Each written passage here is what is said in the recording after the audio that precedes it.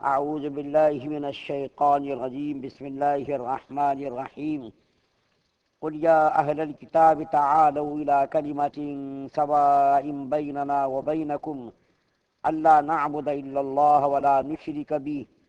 شیئا ولا يتخذ بعضنا بعضا اربابا من دون اللہ فإن تولوا فقولوا اشهدوا بأننا مسلمون۔ آپ فرما دیجئے کہ اے اہل کتاب، آؤ ایک ایسی بات کی طرف جو ہمارے اور تمہارے درمیان مسلم ہونے میں برابر ہے، وہ یہ کہ بجز اللہ تعالیٰ کے ہم کسی اور کی عبادت نہ کریں اور اللہ تعالیٰ کے ساتھ کسی کو شریک نہ ٹھہرائیں، اور ہم میں سے کوئی کسی دوسرے کو رب قرار نہ دے خدا تعالیٰ کو چھوڑ کر۔ پھر اگر وہ لوگ حق سے اعراض کریں تو تم لوگ کہہ دو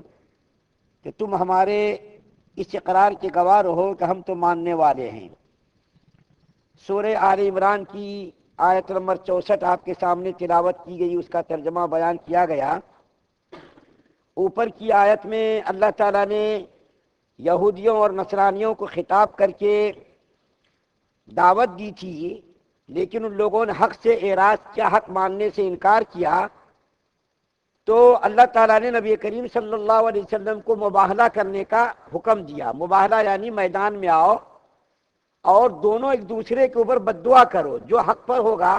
وہ تو بچ جائے گا، جو ناحق پر ہوگا وہ تو ہلاک ہو جائے گا۔ لیکن عیسائیوں نے مباہلہ کرنے سے انکار کر دیا اور کہا کہ ہم جزیہ دیں گے۔ اب ہونا یہ چاہیے تھا کہ اللہ تعالیٰ اس سے سلسلہ کلام منقطع کر دیتے اور اس کو اب خطاب نہ کرتے، لیکن اللہ تعالیٰ کی مہربانی دیکھیے، شفقت دیکھیے مخلوق پر، کہ اس قدر ضد اور حق درمی کے باوجود بھی اللہ تعالیٰ مزید اس سے خطاب کر رہے ہیں، اور نبی کریم صلی اللہ علیہ وسلم سے خطاب کر کے فرما رہے ہیں کہ آپ ان سے یعنی عیسائیوں سے، یہودیوں سے، اہل کتاب سے کہہ دیجئے کہ ایک ایسی بات کی طرف، ایک ایسے کلمے کی طرف آؤ جس میں ہم اور تم برابر ہو، یعنی اسلام اور خدا تعالیٰ کے ایک ماننے میں۔ ظاہر بات ہے اہل کتاب یہودی بھی ہے، نصرانی بھی ہیں، تو وہ لوگ بھی توحید کے ماننے کے دعوے دار تھے۔ یہ الگ بات ہے کہ انہوں نے اپنے مذہب کے اندر تحریف کر دی، تبدیل کر دی، اور اپنی طرف سے بہت ساری چیزیں انہوں نے گھسا دی جس کا مذہب سے کوئی تعلق نہیں تھا، کتاب سے کوئی تعلق نہیں تھا، لیکن دعوے دار تو وہ لوگ بھی توحید کے تھے، یعنی اللہ کے ایک ماننے کے۔ تو اللہ تعالیٰ نے ان سے کہا کہ آؤ ایک ایسے کلمے کی طرف جس میں میں اور تم سب برابر ہیں۔ کس چیز میں؟ یعنی اللہ کو ایک ماننے میں، اللہ کے ایک ماننے میں میں اور تم برابر ہو۔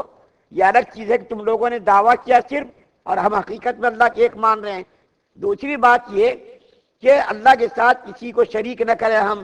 تم بھی مت کرو، ہم بھی نہیں کریں گے شریک اللہ کے ساتھ۔ اور تیسری بات یہ فرمائی، پہلی بات تو یہ فرمائی کہ اللہ کو ایک ماننا، دوسری بات یہ فرمائی کہ اللہ کے ساتھ کسی کو شریک مت کرو، یعنی شرک مت کرو۔ تیسری بات یہ فرمائی کہ اللہ کے علاوہ کسی کو بھی اپنا رب ہم قرار نہ دیں۔ یہ باتیں اللہ تعالیٰ نے ارشاد فرمائی، اور اخیر میں فرمایا اللہ تعالیٰ نے کہ فَقُولُوا اشْهَدُوا بِأَنَّا مُسْلِمُونَ،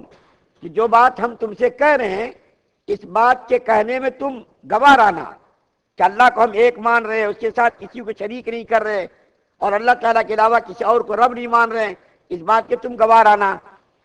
اس بات سے یہ جو آیت کریمہ کا آخری جملہ ہے، اس سے علماء کرام نے نتیجہ نکالا ہے کہ حق بات واضح کرنے کے باوجود اور دلائل کو پیش کرنے کے باوجود بھی اگر کوئی آدمی ماننے سے انکار کرے تو اس کے ساتھ بحث مباحثہ کرنا ٹھیک نہیں ہے۔ آیت کریمہ کا جو آخری ٹکڑا ہے اس کے اندر اللہ تعالیٰ نے جو جملہ فرمایا، تو اس سے علماء کرام نے نتیجہ نکالا کہ حق بات واضح کرنے کے بعد اور دلائل ان کے سامنے پیش کرنے کے بعد بھی اگر وہ حق بات نہ مانے تو اپنا مسلک ظاہر کر کے بازو ہو جانا چاہیے، اس سے بحث مباحثہ کرنا ٹھیک نہیں ہے۔ اور اس آیت کریمہ سے ایک دعوت و تبلیغ کا ایک اہم اصول معلوم یہ ہوا، اس آیت کریمہ سے دعوت و تبلیغ کا ایک اہم اصول یہ معلوم ہوا کہ اگر کوئی شخص کسی ایسی جماعت کو دعوت دینے کا خواہش مند ہو جو عقائد و خیالات میں اس سے مختلف ہو، تو اس کا طریقہ یہ ہے کہ مخالف العقیدہ جماعت کو صرف اسی چیز پر جمع ہونے کی دعوت دی جائے جس پر دونوں کا اتفاق ہو، جیسا کہ اللہ کے ایک ماننا،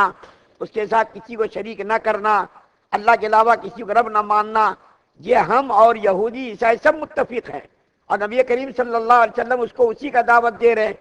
تو ایک اصول یہ اہم اصول معلوم ہوا کہ جمع ہونے کی دعوت دی جائے جس پر دونوں کا اتفاق ہو. جیسے آپ نے روم کے بادشاہ کو خط لکھا تھا، روم کا بادشاہ اس زمانے کا، یہ بات میں عرض کر چکا ہوں، اس زمانے میں ایران اور روم یہ دونوں سپر پاور طاقتیں تھیں، اور یہ آپس میں ہمیشہ دستوں کا رما رہتے تھے. ایرانی لوگ آتش پرست تھے، آگ کی پوجا کرتے تھے، اور رومی لوگ توحید کے دعوے دار تھے، حضرت عیسیٰ علیہ السلام کے ماننے کے دعوے دار تھے. تو نبی کریم صلی اللہ علیہ وسلم نے 6 ہجری کے بعد بادشاہوں کے نام، غسان کے بادشاہ کے نام، ایران کے بادشاہ کے نام، روم کے بادشاہ کے نام، بڑے بڑے شہنشاہوں کے نام خطوط ارسال فرمائے تھے. ان خطوط میں ایک خط رومیوں کو بھی لکھا تھا ہمارے نبی صلی اللہ علیہ وسلم نے. اس خط کے اندر یہی بات لکھی تھی، بسم اللہ الرحمن الرحیم، اللہ تعالیٰ کی حمد و ثنا بیان کی گئی. اور اس کے بعد اللہ کے رسول صلی اللہ علیہ وسلم نے ارشاد فرمایا، اے رومی بادشاہ تم اسلام قبول کر لو، تم امن پا جاؤ گے. اور اگر تم نے اسلام قبول نہ کیا تو تمہارے اسلام قبول نہ کرنے کی وجہ سے جتنے لوگ بھی ضلالت و گمراہی میں پڑیں گے سب کا گناہ تمہارے اوپر ہوگا. اور جتنے لوگ تمہاری وجہ سے ایمان قبول کریں گے اور نیک کام کریں گے ان تمام کی نیکیوں کا ثواب تم کو بھی ملے گا. تو تم اسلام قبول کر لو. اسلام قبول کرنے کی بنیاد پر جتنے لوگ بھی مسلمان ہوں گے سب کی نیکیوں کا اور جو ہے سب کے ثواب کا تم کو دوہرا اجر ملے گا. ایک تو تمہارے نیک کام کرنے کا ثواب ملے گا، اور تمہارے ساتھ تمہاری وجہ سے جو لوگ ایمان قبول کریں گے اس کا ثواب بھی تم کو ملے گا.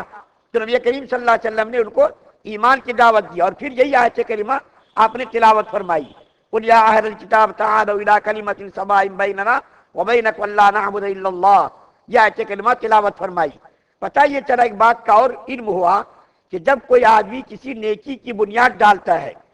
جب تک وہ نیکی کی بنیاد پڑی رہے گی اور وہ نیک کام ہوتا رہے گا، جب تک نیک کام کی بنیاد ڈالنے والا بھی تمام لوگوں کے ثواب میں شریک رہے گا. مثال کے طور پر کسی نے مسجد بنا دی،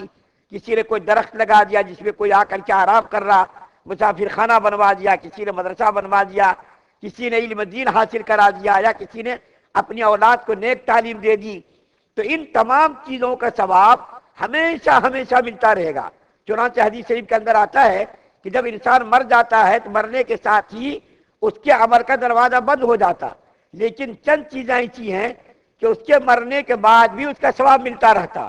ایک تو نیک اولاد کا ثواب ملتا رہتا، دوسرا یہ کہ اگر کسی نے صدقہ جاریہ کر دیا، مدرسہ بنوا دیا، مسجد بنوا دی، یا کوئی بھی نیک کام کا اس نے نیک کام کا سلسلہ شروع کر دیا، یا کسی نے علم دین کا سلسلہ شروع کر دیا، کسی نے علم دین حاصل کرا دیا،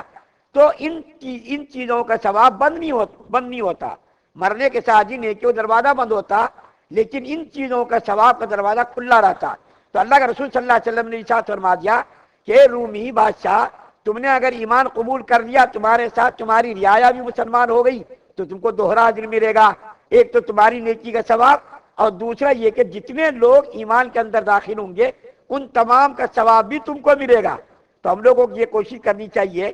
کہ ہم کسی بری چیز کو رائج نہ کریں، کسی برے رسم و رواج کو شروع نہ کریں، بلکہ برے رسم و رواج کو ختم کرنے کی کوشش کریں، اچھے کاموں کا سلسلہ شروع کریں، اچھی بات کریں، اچھے کاموں کا سلسلہ شروع کریں کہ ہمارے مرنے کے بعد بھی اس کا ثواب کا سلسلہ جاری رہے. اللہ تعالیٰ سے دعا ہے کہ اللہ تعالیٰ ہم تمام مسلمانوں کو مکمل شریعت مطہرہ پر عمل پیرا ہونے کی توفیق عطا فرمائے، ایمان کامل نصیب فرمائے، ایمان پر ہم تمام مسلمانوں کی استقامت نصیب فرمائے. یا اللہ ہم تمام حاضرین کی بھی مغفرت فرما، تمام غائبین کی بھی مغفرت فرما، عورت مرد بوڑھے بچے سب کی مغفرت فرما. یا اللہ ساری امت مسلمہ پر رحم کا کرم کا معاملہ فرما، تمام مرحومین کی مغفرت فرما. یا اللہ جو لوگ بیمار ان کو شفا کاملہ نصیب فرما، جو لوگ قرضوں پریشان ہار یا اللہ ان کے قرضوں کا ادائیگی کی شکلیں پیدا فرما. یا اللہ جو لوگ جس طرح بھی پریشان ہار ہے ان کی تمام پریشانیوں کو دور فرما. سبحان اللہ و بحمدہ، سبحانک اللہ.